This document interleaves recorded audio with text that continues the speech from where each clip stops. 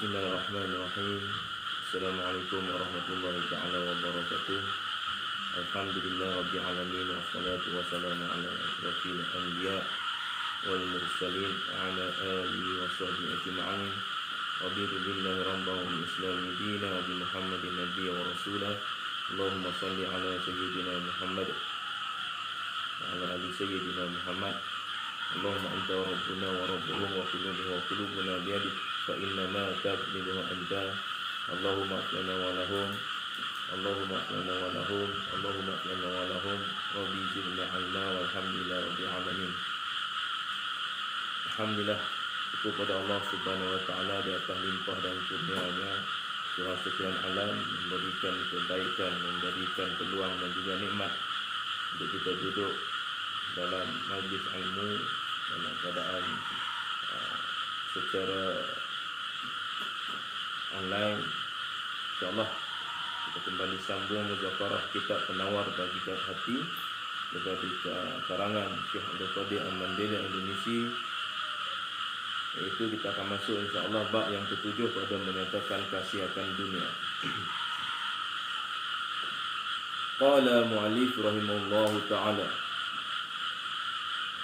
ketahui olehmu akan bahawasanya dikehendaki dengan dunia itu tiap-tiap barang yang di atas muka bumi daripada segala yang diingini dan segala yang sedap-sedap dan segala mata benda yang ingin akan dia oleh nafsu dan loba ia atasnya, dan harta dan kemegahan itu setengah daripada dunia, dua macam daripada segala bagi-bagi dunia, atau bahawasanya dunia itu tiap-tiap barang yang tiada memberi manfaat kemudian daripada mati, dan akhirat itu tiap-tiap memberi manfaat kemudian daripada mati. Di dunia ini maksudnya kita kena perlu tahu benda yang nak dikehendaki oleh manusia, oleh orang ataupun makhluk atas muka bumi ini, terutamanya kita manusia ini, dengan benda yang kita inginkan, hawa nafsu kita nak benda, harta atau benda kita nafsu dengan loba nak dapat untung atas muka bumi ini, nak dapat harta atas muka bumi, termasuk juga kemegahan. Itu sebahagian manusia berkehendak. Ini disebutkan dunia. Dan dua macam daripada segala bagi dunia itu, atau bahawasanya dunia itu tiap-tiap barang yang tiada memberi manfaat. Sungguhnya dunia ni tak bagi apa-apa manfaat pada kita lepas kita mati. Mati tak ada apa-apa manfaat. Tak ada apa-apa manfaat. Dan akhirat itu tidak memberi manfaat. Namun akhirat itulah yang beri manfaat. Maknanya amalan-amalan ataupun orang yang duk mengejar dunia ini, nak dapat pangkat, nak dapat harta benda, nak dapat kemegahan, takat-takat dunia saja, dan tidak ada apa-apa guna langsung pun lepas kita mati. Tapi kalau orang yang buat amalan akhirat, buat kerja-kerja akhirat, maka dia akan kekal selama-lamanya dan mendapat nikmat Allah Subhanahu wa taala. Seperti ilmu dan ibadat, dan seperti makanan yang menolong atas mengerjakan ibadat, ini adalah amalan-amalan akhirat. Kita buat amal ibadah kerana Allah Subhanahu wa taala. Kita buat segala ilmu itu, menuntut ilmu itu kerana Allah Subhanahu wa taala, untuk menjadikan kita lebih sempurna ibadat kita kepada Allah dan menolong. Maknanya kita makan dan minum ini bagi membantu kita untuk melakukan ibadah, kuat tubuh badan. Orang yang makan dan minum niatnya untuk beribadah, bukan semata-mata nak bagi kenyang sebab lapar, sebab dahaga, tapi sebab kita minum dan makan tadi itu memudahkan kita kena kerja untuk ibadah kepada Allah, maka itu mendapat pahala. Dan bahawasanya kasih akan dunia itu kelakuan yang dicela oleh syarak. Di key point di sini, sayang akan dunia, kasih akan dunia itu benda yang amat dicela pada syarak, amat dicela dalam daripada Allah dan juga Rasul. Jadi kita kena tinggalkan maknanya kasih, sayang, takut hilang harta benda, takut hilang pangkat, takut hilang kemegahan, takut orang tak puji, kena hina. Ini semuanya ini membuatkan kita wasak, wa na'udzubillah min zalik, dan adalah ia kepala bagi segala kesalahan. Orang yang sayang dunia ini, dia kepala, maknanya dia ada punca bagi segala kejahatan-kejahatan yang lain. Jadi kita kena tinggalkan. Allah berfirman kepada kita, fa amma man tagha wa asara al-hayatad dunya fa innal jahima hiyal ma'wa.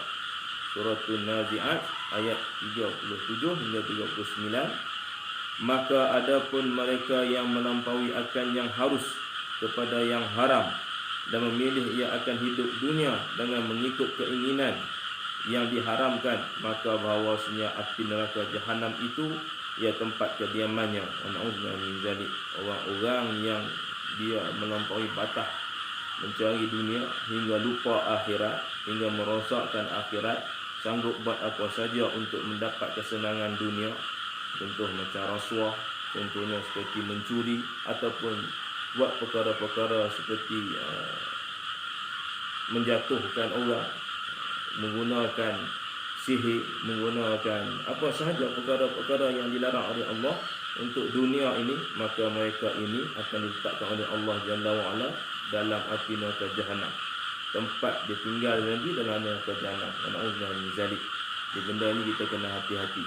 Dunia ini sekadar kesinggahan untuk kita membawa bekalan akhirat, bukan tempat kita nak kekal selama-lamanya. Ataupun lepas mati tak ada apa-apa seperti disangkakan oleh orang-orang kafir. Sebenarnya lepas mati ini ada amma yatasaalun.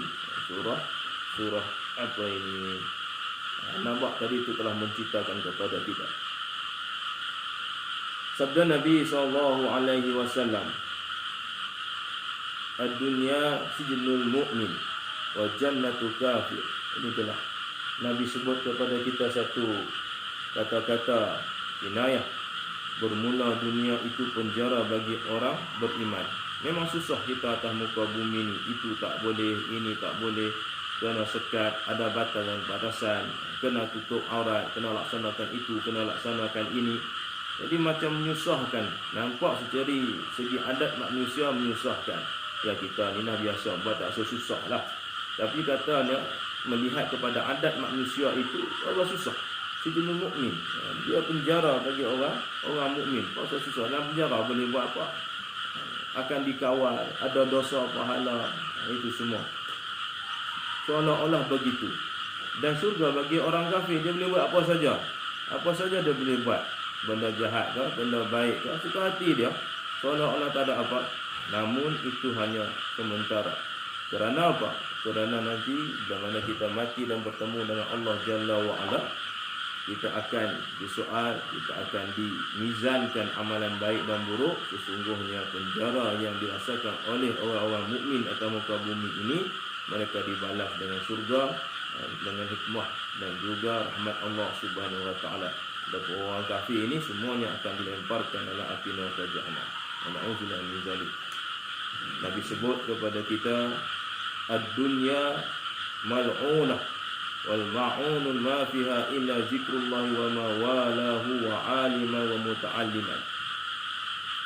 Dunia itu ditinggalkan akan dia dan jauhkan akan dia, dan ditinggalkan dan dijauhkan barang yang di dalamnya, melainkan zikrullah dan barang yang kasih akan Allah akan dia daripada segala taat, dan orang yang alim yang belajar ilmu dan yang belajar ilmu.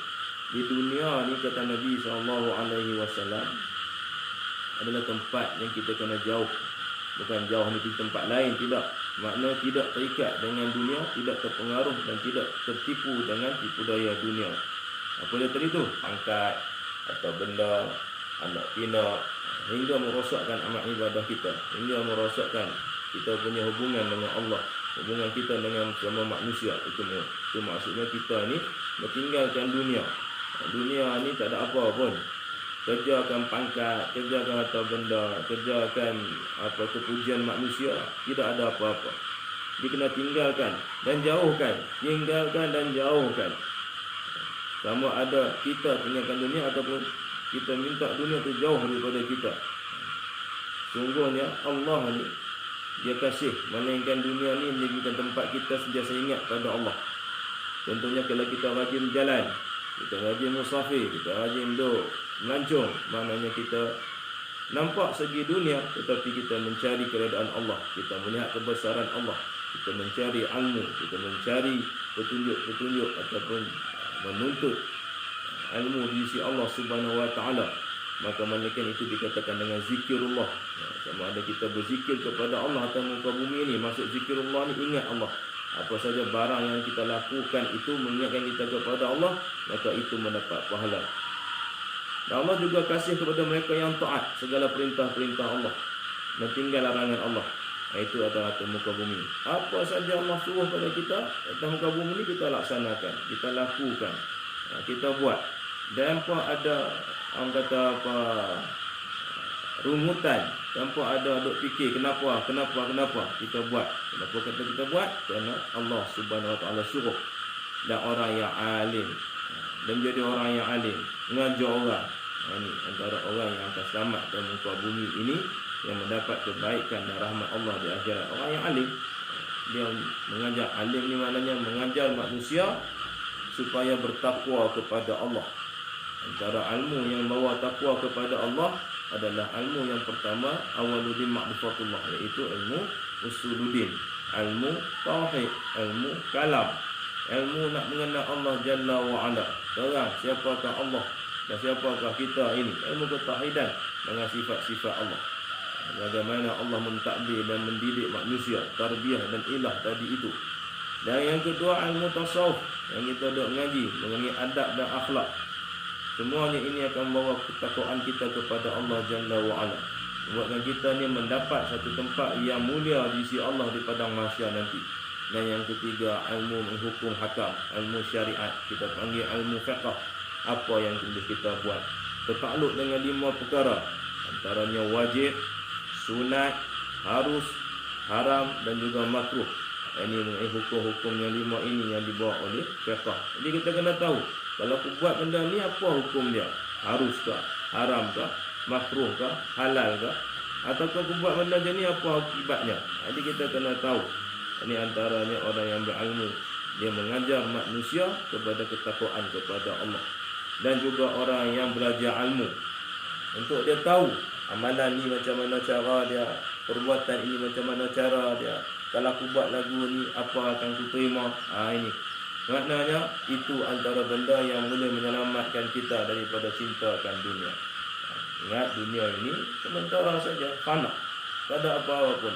Ramai manusia yang akan kerja dunia ni, sebab dunia ni nampak macam jalan yang luas, jalan yang besar. Ramai orang suka ikut, tapi kebinasaannya itu wa'na'udzubillah min dzalik. Kita minta Allah lindung kita daripada tipu daya dan juga segala fitnah dunia ini. Maksud fitnah ini ujian-ujian yang Allah berikan atas muka bumi. Dan ketahui olehmu bahwasanya seperti adalah dunia itu dicela, demikian juga adalah ia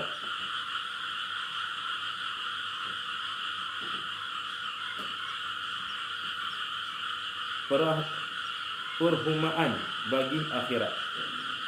Di dunia ini tempat yang dicela. Tak ada apa yang disebut kepada kita, kalau Allah nilai dunia ni sebesar sebelah sayap nyamuk. Allah pandang, maknanya ada nilai di sisi Allah sebesar sebelah sayap nyamuk. Nescaya tak ada pun orang yang ingkar ataupun orang kafir kepada Allah dapat boleh makan, dapat rezeki. Kalau ada nilai, maknanya orang yang tidak, maksud nilai apa macam akhirat. Ada orang kafir akan dapat nikmat? Tidak. Orang yang ingkar pada Allah dapat nikmat? Tidak. Ini maknanya kalau ada nilai lah dunia macam itu, maka tak ada orang kafir ini akan mendapat kebaikan. Tapi tidak. Allah tak pandang langsung. Nak buat-buatlah, tak kira orang kafir ke Islam ke, semua dapat. Bahkan tengok orang yang ingkar pada Allah ni lebih kita mewah, lebih senang, lebih mudah pada kita pula. Kadang-kadang sebagian yang macam itu. Kenapa? Tak ada apa pun dunia di sisi Allah. Tak ada apa langsung. Jadi maknanya dunia ni tempat yang dicela, dan tempat kita bercucuk tanam. Untuk apa bercucuk tanam ni? Maknanya mencari pahala ganjaran Allah Subhanahu wa ta'ala untuk kita bawa di akhirat nanti. Selagi mengetam engkau pada akhirat akan barang yang engkau tanam di dalam dunia daripada segala amal yang baik. Kita ada tanah, ada sawah padi.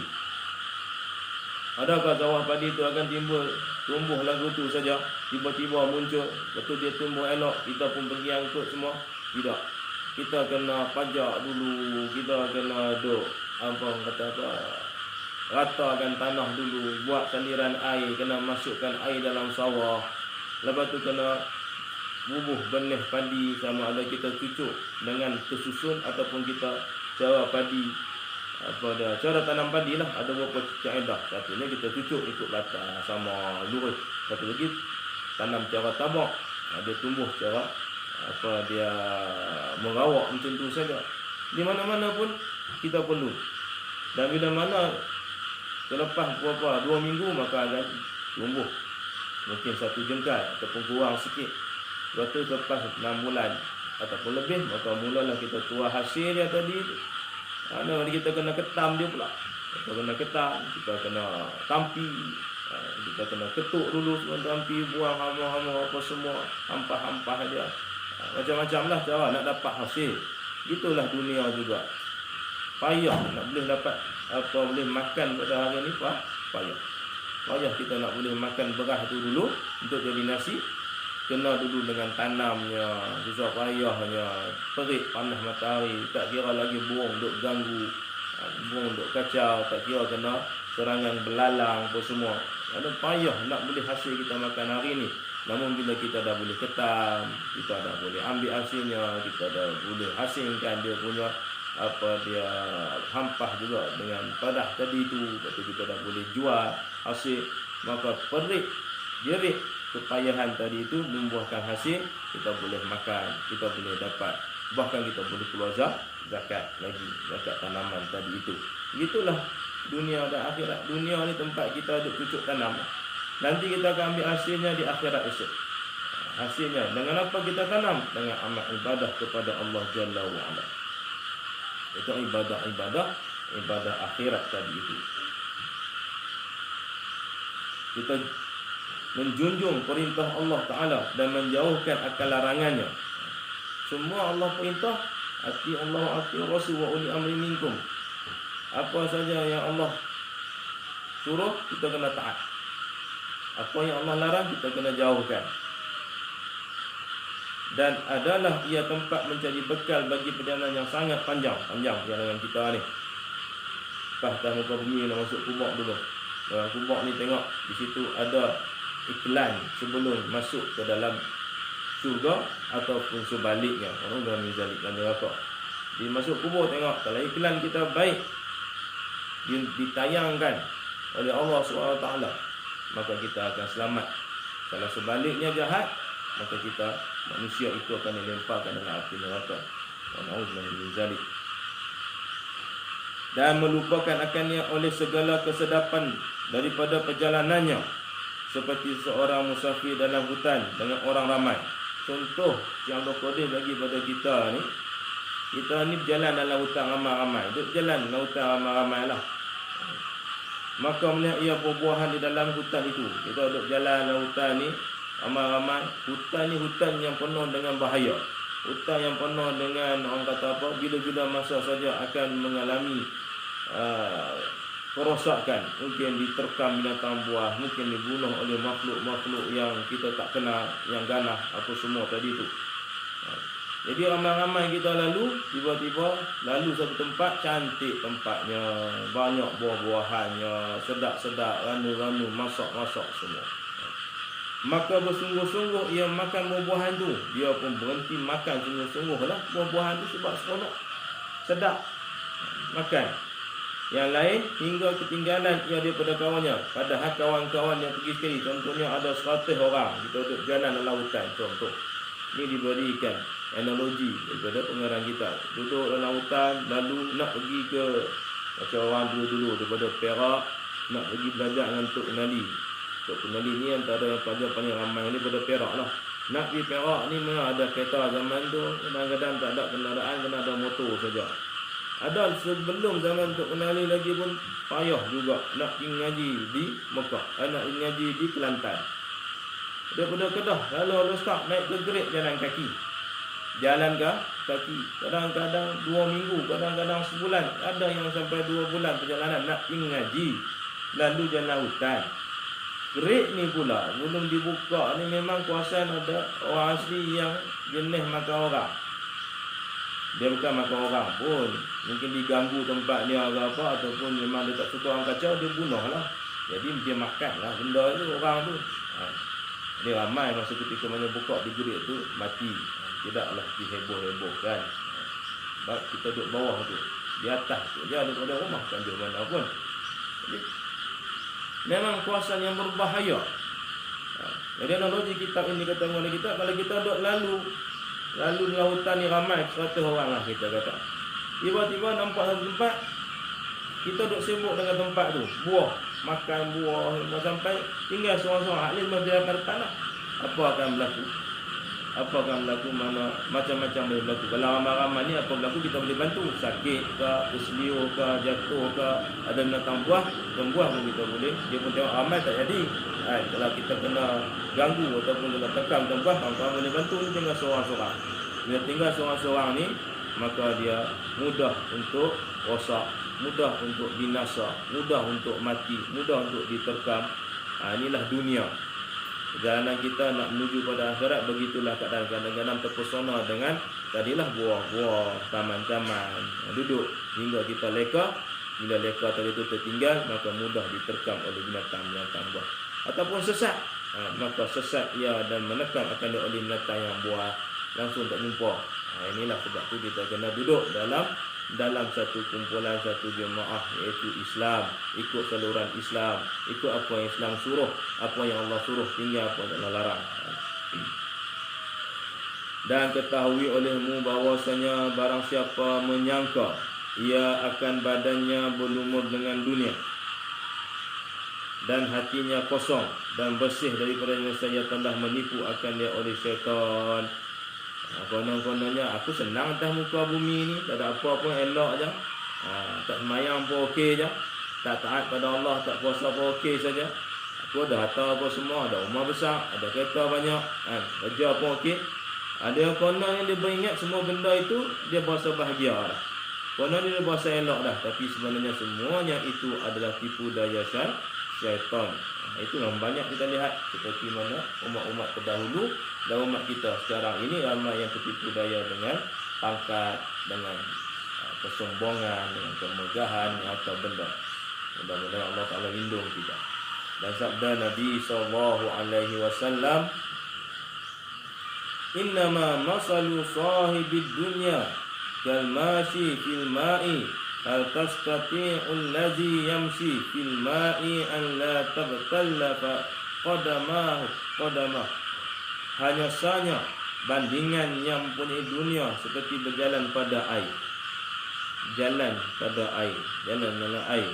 Adakah puasa yang berjalan pada air bahawa tiada basah oleh dua tapak kakinya? Kita berjalan dalam air lah, jalan kat lopak. Adakah kasut kita ni nanti dia akan kering, lalu ke air dia kering? Tak. Pastilah kaki kita akan basah. Pastilah pakaian kita akan basah. Lalu ke air, tanduk air, basahlah. Dan diceritakan daripada Sayyidina Ali karramallahu wajhah, halaluha hisamu wa haramuhan nar. Yang halal daripada dunia itu sebab bagi dihisab, diperiksa pada hari kiamat. Dan yang haram daripadanya sebab bagi siksa dengan api neraka. Di dunia ni kita kena jaga sungguh-sungguh. Tipu daya dunia ni kita panggil fitnah itu. Hari ini iblis menipu daya kita. Dan fitnah Dajjal, tipu daya Dajjal pun penuh. Dajjal ni dia berkolaborasi dengan iblis. Diceritakan oleh para ulama sebahagiannya, iblis ni jumpa Dajjal ataupun dengan Dajjal berjumpa dengan iblis, mereka ini bergabung tenaga dan bala tentera mereka ini. Syaitan ataupun iblis tadi itu di kelompok jin, adapun Dajjal ni di kelompok manusia. Mereka ni sama-sama. Sangat riwayat menyatakan Dajjal ni mak dia jin, ayah dia manusia, ataupun sebaliknya. Dan setengah riwayat kata mak dia daripada dua-duanya manusia. Itu Dajjal. Dajjal ni fitnah akhir zaman. Dilahirkan ketika zaman Nabi Allah Daud dan juga Nabi Allah Sulaiman alaihi wassalam. Duduk di zaman itu. Dia lahir. banjir berlaku besar, dia diselamatkan oleh malaikat Jibril. Duduk di pulau berdekatan dengan Palestin. Dengan Palestin dan juga Syria, pasal-pasal itulah. Bukan dekat, hampir 1000 km juga lah. Dekat tak dekat, pulau tu 1000 km duduk tengah. Di sana ada dia sosok tadi tu yang jumpa oleh sahabat Nabi tadi. Dajjal ini memang fitnah. Fitnah ni apa yang kita semua dah kenal. Kerana dia terikat dengan dunia. Dia tawarkan begitu sampai akhir zaman nanti. Antara sebahagian yang Nabi sebut mafhumnya, ayah-ayah ataupun saudara-saudara lelaki ataupun suami-suami terpaksa ikat anak isterinya. Kenapa? Dah terlampau sangat terikut dengan fitnah ataupun tipu daya Dajjal laknatullah ini. Kena ikat. Di antaranya memang kena ikat betul-betul kerana tertarik. Dan ada juga menyatakan terpaksa tak ikat tapi tarik, mengamuk anak isteri ini. Anak perempuan, anak-anak perempuan dan isteri-isteri ini. Kenapa? Tertarik dengan dunia. Contoh, kalau dah biasa pegang handset, telefon 201 fitnah Dajjal.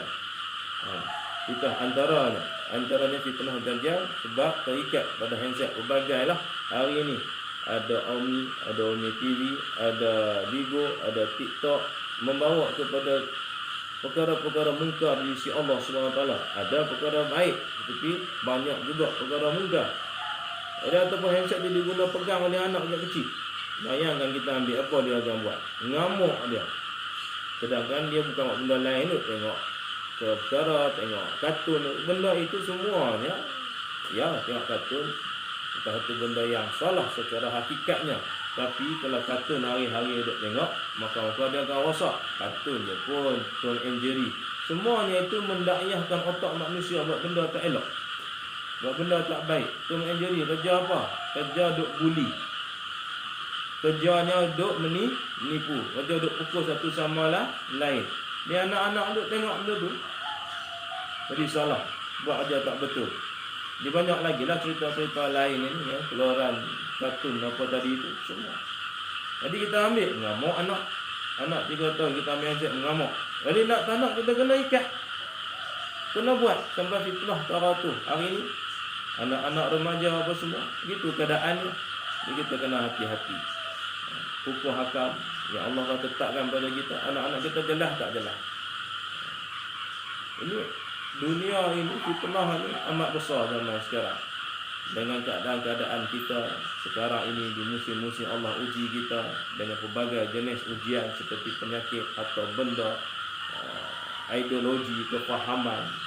Ada yang salah, ada yang betul. Kadang-kadang kita pun tak tahu mana betul, mana satu betul, mana satu salah. Semuanya ini perlu pada ilmu. Jadi kita kena didik diri kita, mendidik saudara ataupun ahli keluarga kita dengan ilmu. Dengan ilmu-ilmu yang utama di sisi Allah Subhanahu Wa Taala. Tanpa ilmu kita sesat. Tanpa ilmu kita akan rosak. Tanpa ilmu kita akan jauh daripada Allah Subhanahu Wa Taala. Harta dia bukan satu benda yang salah, tetapi bila banyak harta hingga membuatkan kita ini leka kepada harta, maka dia jadi salah. Tak salah ada banyak harta, bukan satu benda yang jahat. Sahabat-sahabat Nabi pun banyak harta. Sayyidina Abu Bakar kaya, Sayyidina Abdul Rahman kaya, Sayyidina Osman kaya, Sayyidina Umar pun kaya, bahkan Nabi pun kaya. Tapi ada mereka ni pegang dengan harta benda? Tidak. Ada sahabat-sahabat ataupun kita ada juga di zaman Nabi SAW yang mereka ini berjuang di jalan Allah, tapi berjuang nak dapat harta benda. Tak dapat apa-apa, rugi semata-mata. Kita nak dapat harta, dapat, Allah bagi. Tapi adakah harta itu membuatkan kita akan bahagia di akhirat? Tak guna. Kita dapat pangkat, dapat datuk ke, orang puji-puji, Allah bagi. Ada juga Allah tak bagi, tapi kebanyakan Allah bagi. Ambillah engkau nak sangat, Allah bagi. Tapi adakah dia akan menyelamat kita di akhirat? Sikit pun tak selamat. Dia tak kira orang siapa pun. Ahli perniagaan sama. Bukan salah jadi ahli perniagaan, tapi kerana ta'asub dan juga nak dapat pangkat dunia, menjadi ahli perniagaan, dapat harta benda, orang puji-puji, orang sanjung-sanjung, disebabkan dunia nak dapat keselesaan dunia, maka ini semuanya akan merosakkan manusia. Waktu kita kena hati-hati sungguh-sungguh agar Allah lindung kita perkara ini.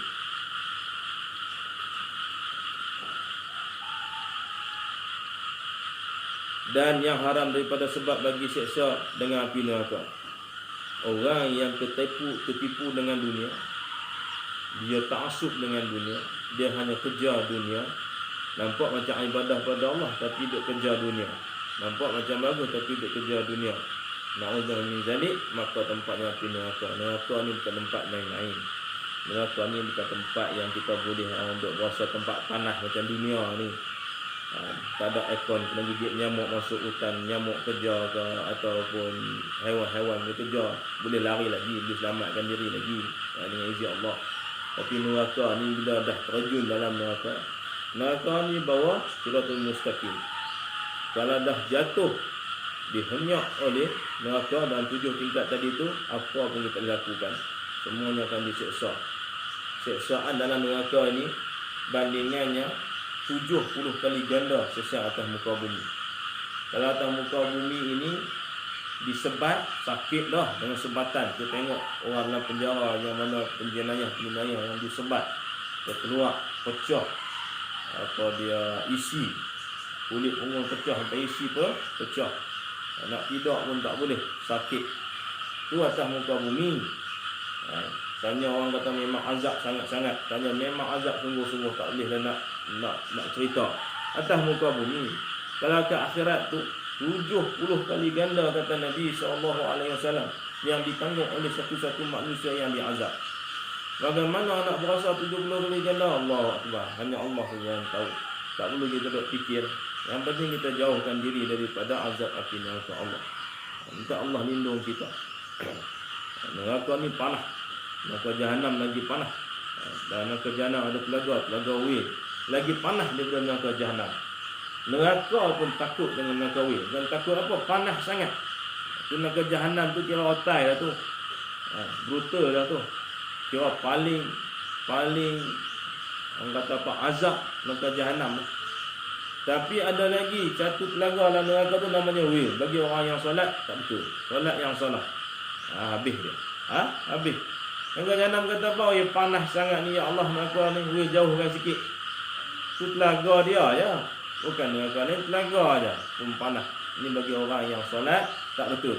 Orang yang main solat, orang yang curi dalam solat. Jadi kita kena buat elok-elok. Contoh lagi duk kerja dunia ni, mana ibadah dia buat tak peduli, tak jaga sungguh-sungguh. Tak jaga sungguh-sungguh, maknanya ibadah dia tu cepat-cepat, ibadah dia itu tak betul. Dia lewat waktu ibadahnya hingga nak akhir-akhir waktu baru nak ibadah. Contohnya solat, puasanya main-main, zakatnya main-main. Boleh buat haji, boleh buat umrah, tak mau pergi sebab apa, sibuk dengan dunia. Itu semua. Jadi kita kena hati. Ada lagi kata orang nak mulia-muliakan dia, kalau ada pangkat dia kata tak boleh layan aku macam ni, aku ni ada pangkat, kena ada kapet merah, bila aku main kena bangun. Ini semuanya akan diazab oleh Allah Jalla wa'ala kalau tidak bertaubat kepada Allah. Ini semuanya tertipu dengan dunia. Dan diriwayatkan bahawasanya melihat oleh Nabi Isa alaihi salam. Nabi Isa alaihi salam melihat, Nabi kedua terakhir, akan dunia pada rupa perempuan yang tua. Nabi Isa ni dia melihat dunia ni macam perempuan yang tua, yang sangat hodoh atasnya daripada tiap-tiap piasan. Maknanya banyak piasan macam lain. Bila tengok dunia ni hodoh, perempuan tua. Dah lah perempuan tua. Satu piasan dalam dunia ni semua hodoh-hodoh. Mata kita ni tertipu. Kata orang beriman ni dia buntung. Orang beriman ni kita ni ditakdirkan oleh Allah. Jadi orang beriman, orang Islam, duduk dalam suasana yang baik, lahir dah Islam, duduk ngaji pula. Walaupun keadaan kita online sekarang ni, duduk ngaji juga.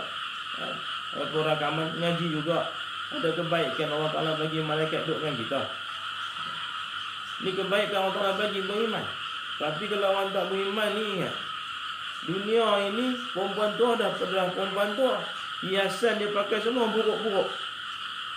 Semua hodoh-hodoh. Tengok cerita hodoh pakai hiasan.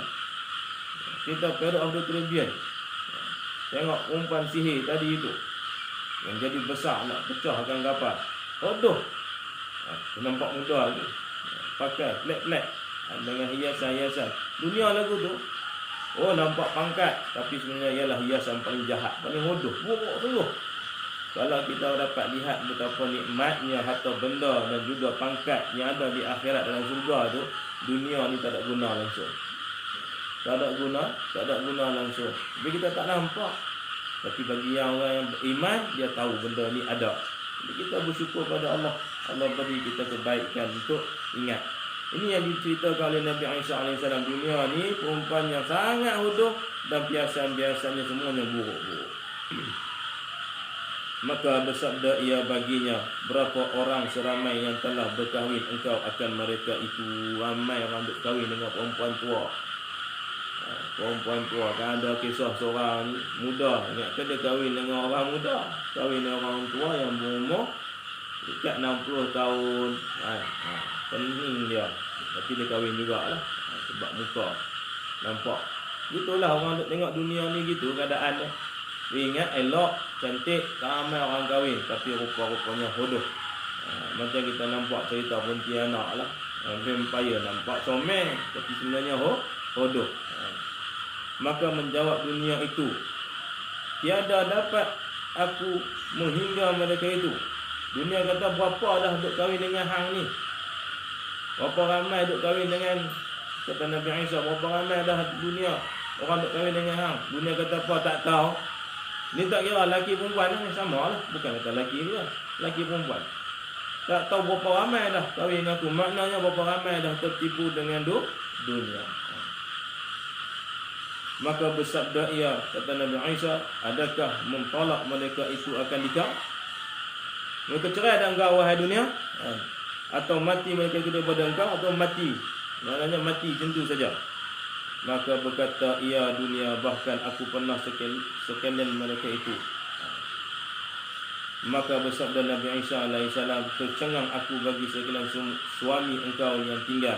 Betapa tiada mengambil tauladan mereka itu dengan sekalian suami engkau yang dahulu. Maksudnya Nabi Isa pun pelik, ramai lagi orang tertipu. Padahal ada contoh kisah-kisah terdahulu seperti kaum Samud, kisah kaum Ad, kisah Nabi, kaum Nabi Lut. Apa berlaku pada kaum Nabi Lut? Habis semua dibinasakan oleh Allah Jalla wa'ala. Apa berlaku pada kaum Nabi Allah,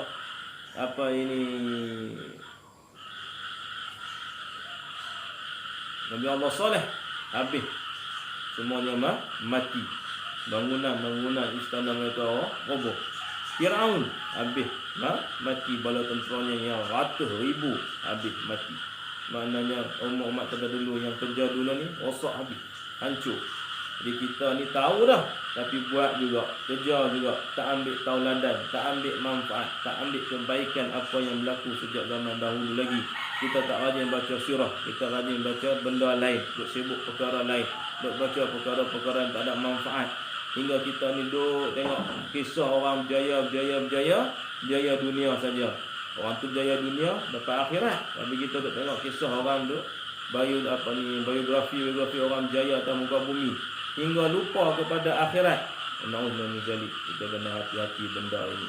Semoga mudah-mudahan Allah pelihara kita, Allah jaga kita daripada tertipu dengan tipu daya dunia, dengan kemegahan dan puji ataupun harta benda dunia.